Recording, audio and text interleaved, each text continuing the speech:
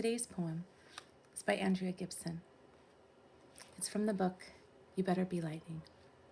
The poem is called Every Time I Ever Said I Want to Die. I'm going to read this poem today because Andrea Gibson died yesterday, July 14th, 2025.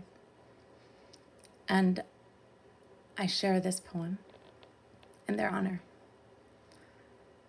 And to the world, I would like to say, Andrea Gibson, I love you. I love you so much for sharing your broken heart and all of its pieces through your poetry, for saying the things that we don't have the courage to say, for saying them out loud on stages in front of people, for writing them down and publishing them for everyone to see. Thank you for your courage. I will always love you. Not a romantic love. We already know she has a romantic love. But the deepest love of pure authenticity, which is the highest vibration that I could achieve in this life. Andrea achieved it.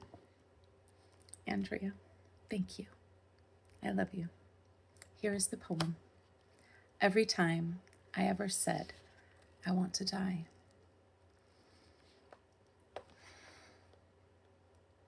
Every time I ever said I want to die, I meant I am willing to do anything to live, even leave this world forever, even build a new home atop a nebula, stick a straw into a buried lake on Mars, get tipsy on anti-gravity, and invent new constellations, walking the lines between undiscovered stars.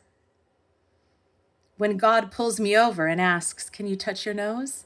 I could say, "What nose?" I'd be bodiless, a shadow in reverse, a patch of light made by the darkness I escaped. The psychology manuals say no one really wants to die. They want relief. They believe they will never fit in this world. That belief could be right or wrong. One would have to stay to find out.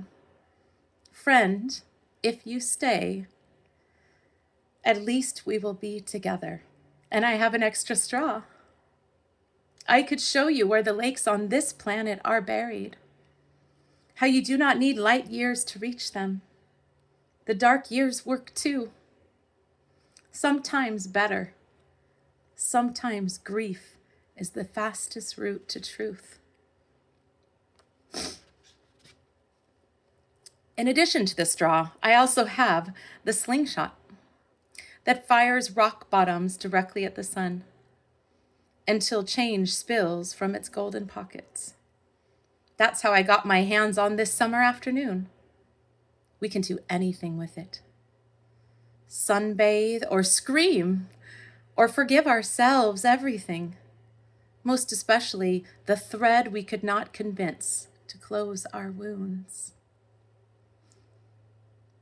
If your wounds are still open, trust they are doors to an answer, and walk through.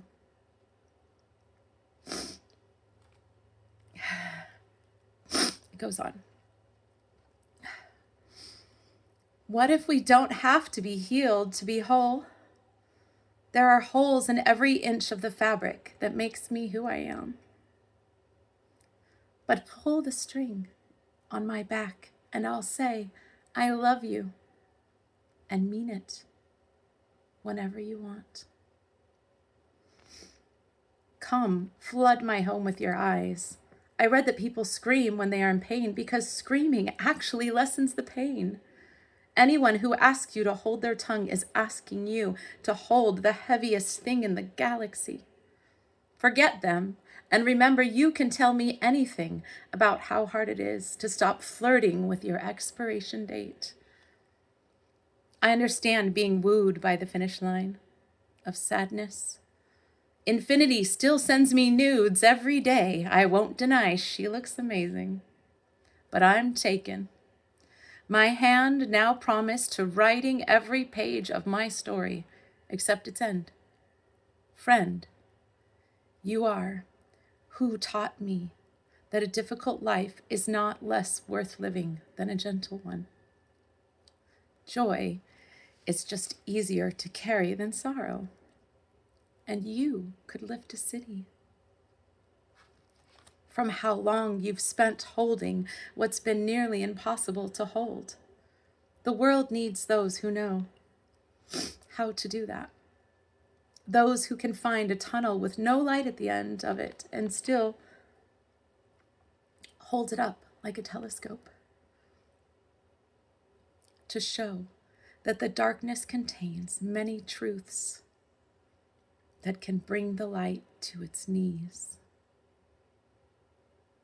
Grief, astronomer, adjust the lens, look close, tell us what you see.